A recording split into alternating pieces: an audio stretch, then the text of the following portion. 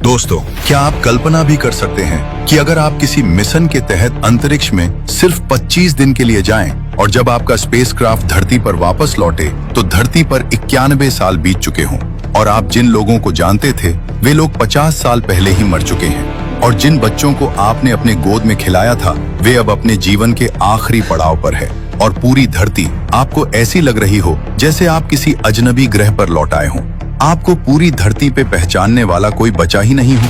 ये सुनने में जितना अजीब और रोमांचक लग रहा है उतना ही दिल को झकझोर देने वाला पल होगा। अगर आपको जरा सा भी लगता है कि ये नामुमकिन है तो यकीन मानिए दोस्तों, इस कहानी के बाद आपकी सोच पूरी तरह बदल जाएगी। तो चलिए आपको ले चलते हैं उस समय के मायाजाल में जहां से लौटने के बाद सब कुछ खत्म हो जाता है। साल था 1933। यूनिवर्सल स्पेस मिशंस के एक गुप्त प्रोजेक्ट द डार्क एक्सप्लोरेशन की तैयारियां जोरों पर थीं। ये मिशन कोई साधारण मिशन नहीं था, बल्कि मानव इतिहास का पहला ऐसा मिशन था जिसे एक रहस्यमयी कॉस्मिक एनोमली की जांच के लिए भेजा जा रहा था। एक ऐसी जगह जहां से लौटकर किसी भी स्पेसक्राफ्ट की आने की संभावना न के बराबर है, द साइलेंट रिफ्ट। इस मिशन के लिए चुने गए थे दो सबसे होशियार और बहादुर अंतरिक्ष यात्री।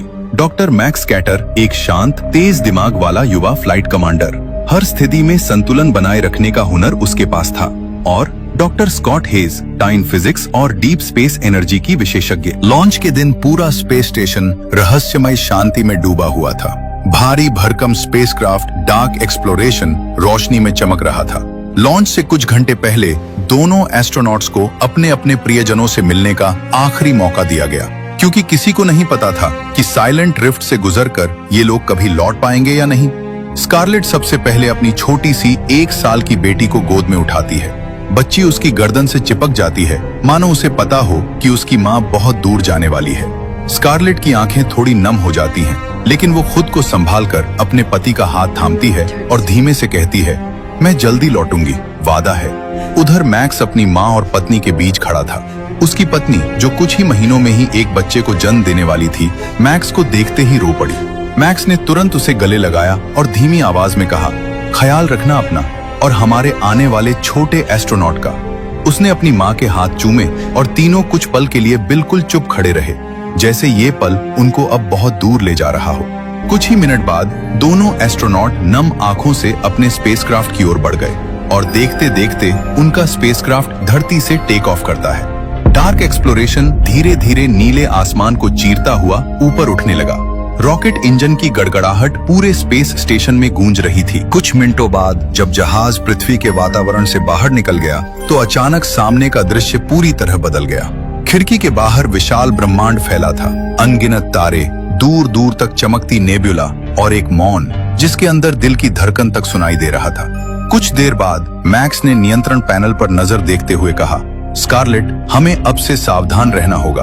हमारा मिशन सिर्फ ब्लैक होल के आसपास की स्टडी करना है, न कि सीधे उसके ग्रेविटेशनल ट्रैप में जाना। अगर जरा सी भी चूक हुई तो हम लोग हमेशा के लिए उस अनंत अंधकार में खो जाएंगे। स्कारलेट ने तुरंत स्क्रीन पर डेटा को जांचा और सिर हिलाया। हाँ मैक्स, मैं भी यही देख रही हूँ। ब्लैक होल के पास गुरुत्वाकर्षण कब अचानक बदल जाए कहना मुश्किल है। हमें अपने स्पेसक्राफ्ट को उन कोऑर्डिनेट से दूर रखना होगा जहां ग्रेविटेशनल फोर्स सबसे ज्यादा होते हैं। मैक्स ने उसकी तरफ देखा। मतलब एक गलती और हम हमेशा के लिए खो जाएंगे। स्कारलेट ने शांत लेकिन गंभीर आवाज में कहा, बिल्कुल, इसलिए मुझे हर पल कैलकुलेशंस पर नजर रखनी होगी और तुम्हें स्पेसक्राफ्ट को परफेक्ट बैलेंस में रखना होगा। दोनों ने एक दूसरे की तरफ समझदारी से सिर हिलाया। मिशन जितना रोमांचक था उतना ही खतरनाक भी। उनका स्पेसक्राफ्ट धीरे धीरे आगे बढ़ रहा था, जहां अंधकार और भी गहरा होता गया। दोनों आपस में बातें करते हुए धीरे धीरे आगे बढ़ते जा रहे थे। लंबी यात्रा में वे दोनों बीच बीच में हल्का खाना भी खा लेते थे ताकि शरीर और दिमाग दोनों संतुलित रहें। हर कुछ घंटे में वे पृथ्वी पर सिग्नल भी भेजते रहते, लेकिन जब वे दोनों रिसर्च के लिए बहुत अंदर तक चले गए तो सिग्नल की ताकत भी कम होती जा रही थी। फिर भी वे कोशिश करते रहे, क्योंकि यही एक कनेक्टिविटी था जो उन्हें पृथ्वी से जोड़े हुए था। जहाज के बाहर का ब्रह्मांड अब एक अद्भुत दृश्य में बदल चुका था। कभी नीले बादल जैसे कॉस्मिक डस्ट, कभी लाल चमकती गैसें, कभी दूर दूर तक टिमटिमाते तारे जो किसी अनदेखी जिंदगी को उजागर कर रहे थे। लेकिन इन खूबसूरत नजारों के बीच में उनके दिलों में एक सच्चाई बार बार उभर रही थी। कि वे दोनों पृथ्वी से बेहद दूर निकल चुके हैं, इतने दूर की जहां इंसान की पहुंच अब तक सिर्फ कल्पना मात्र ही थी। इन सब के बीच कहते देखते हुए समय का पता ही नहीं चला और इसी तरह मिशन को अब 16 दिन हो चुके थे। एक दिन दोनों स्पेसक्राफ्ट के अंदर रिसर्च में खोए हुए थे। तभी स्कारलेट की नजर खिड़की के बाहर एक बड़े से उल्का पिंड पर गई। उसे देखकर ऐसा लग रहा था मानो वह किसी अनजान दिशा से सीधे उनकी तरफ बढ़ रहा हो। अचानक उस बड़े उल्का पिंड से एक छोटा तेज गति वाला उल्का पिंड टकरा गया। टकराव इतना तेज था कि एक जोरदार गुरुत्वाकर्षण का झटका उठा और पूरा स्पेसक्राफ्ट अंदर से हिल सा गया। मैक्स और स्कारलेट को संभलने तक का मौका ही नहीं मिला। सीटें, दीवारें, सब कुछ थरथरा सा उठा। तभी उनके स्पेसक्राफ्ट की स्क्रीन पर एरर दिखने लगा। Error, gravity force too high, system failure. झटका इतना तेज था कि डार्क एक्सप्लोरेशन अपनी तय दिशा से हटकर किसी दूसरी तरफ बहुत दूर जा पहुंचा कुछ ही सेकंड में। जहाज इतनी दूर चला गया कि दोनों को समझ ही नहीं आया कि वे अब कहां हैं। स्कारलेट ने डरते हुए खिड़की के बाहर देखा और कहा, मैक्स, लगता है हम किसी ब्लैक होल के बहुत पास आ गए हैं। मैक्स ने भी बाहर देखा और उसका दिल तेजी से धड़कने लगा। दृश्य बिल्कुल भयावह था, इतना काला कि उसकी कल्पना भी कोई नहीं कर सके। दोनों समझ गए कि जिस चीज का अभी तक डर था वही हुआ। उनके लिए थोड़ी अच्छी बात यह थी कि वे लोग ब्लैक होल के अंदर नहीं थे, लेकिन उनका स्पेसक्राफ्ट उसके गुरुत्वाकर्षण के घेरे में बुरी तरह फंस चुका था। जहाज का कुछ हिस्सा अभी भी खुले अंतरिक्ष में था, जहां ग्रेविटी सामान्य थी, इसलिए वे पूरी तरह ब्लैक होल के भीतर नहीं गए थे। लेकिन जो हिस्सा ग्रेविटेशनल फोर्स में था, वही उनके लिए सबसे बड़ा खतरा बन चुका था। उनका स्पेसक्राफ्ट अब एक काले घूमते हुए रिंग जैसे घेरे में अटक सा गया था, जिसको वैज्ञानिक भाषा में ब्लैक होल ट्रैप कहते हैं। सिस्टम लगातार अलर्ट दे रहा था। दोनों पूरी तरह हैरान और परेशान थे। अब आगे क्या होगा इसका जरा भी अंदाजा नहीं था।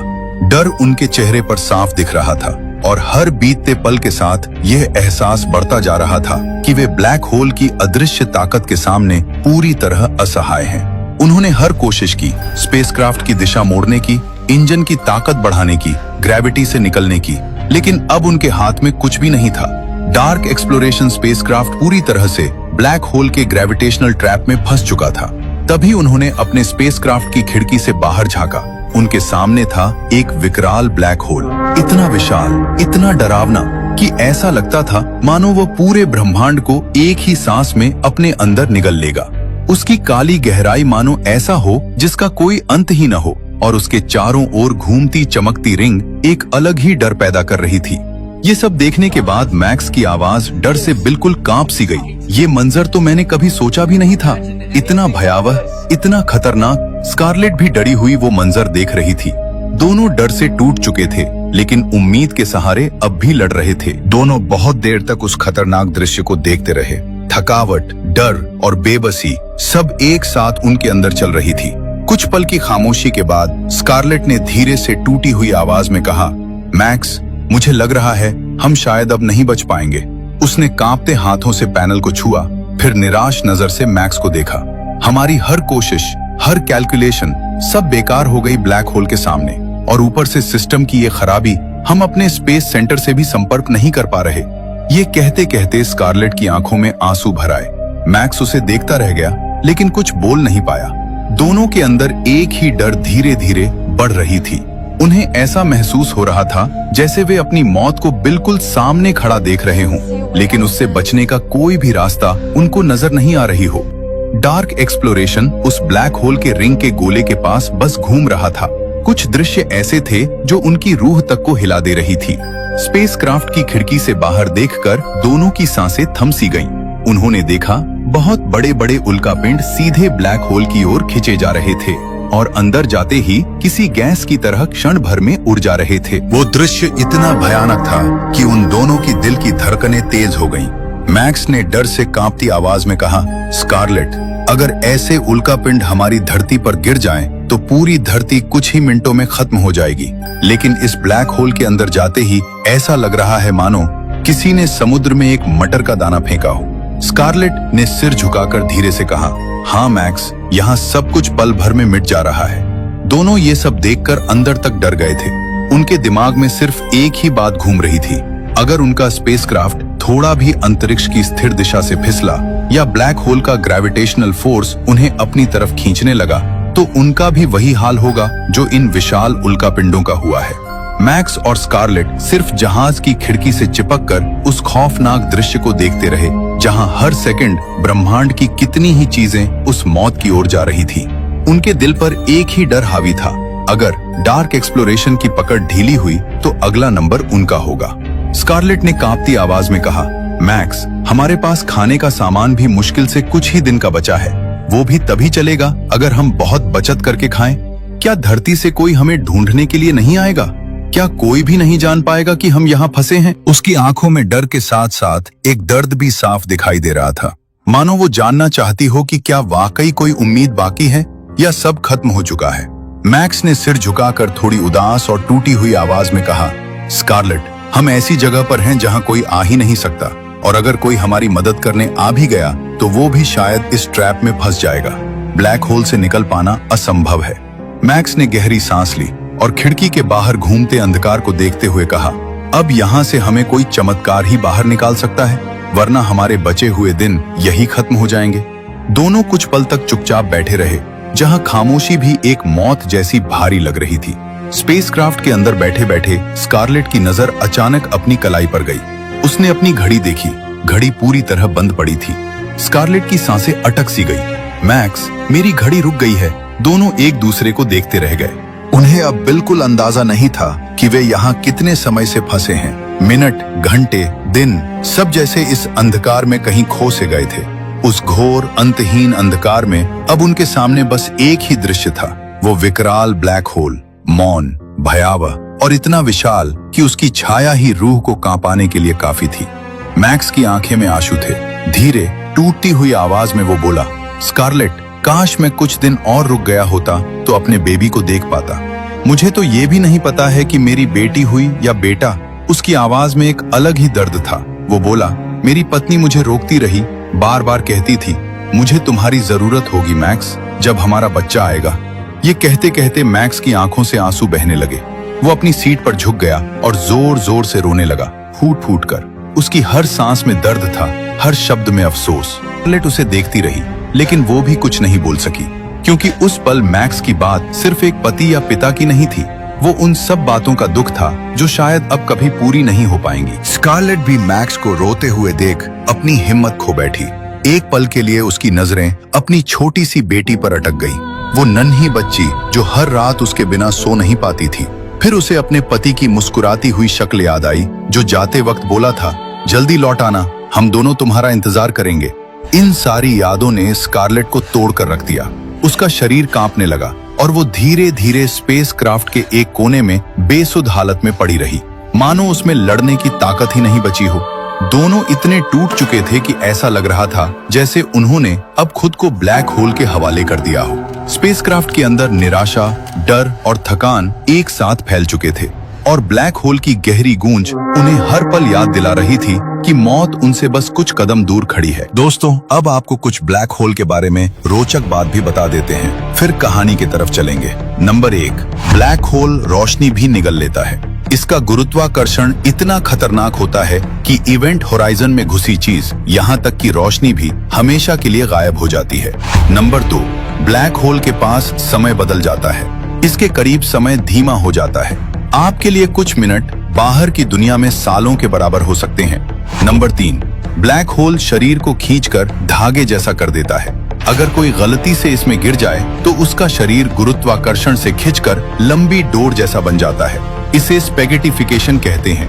दोस्तों, अब चलते हैं अपने कहानी की तरफ। जब दोनों स्पेसक्राफ्ट के अंदर चुपचाप बैठे थे और उन्हें लग रहा था कि अब कोई रास्ता नहीं बचा है, तभी मैक्स के दिमाग में एक आखिरी उम्मीद चमकी।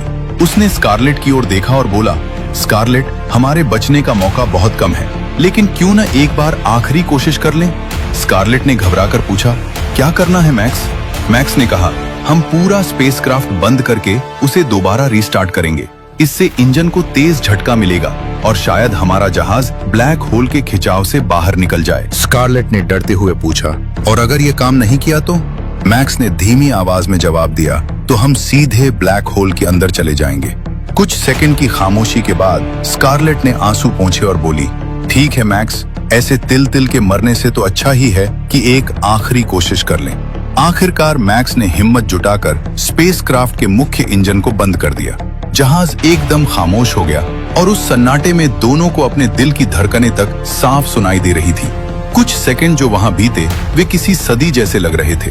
फिर मैक्स ने कांपते हाथों से इंजन को दोबारा रीस्टार्ट किया और अगले ही पल पूरा स्पेसक्राफ्ट तेज वाइब्रेशन से भर उठा।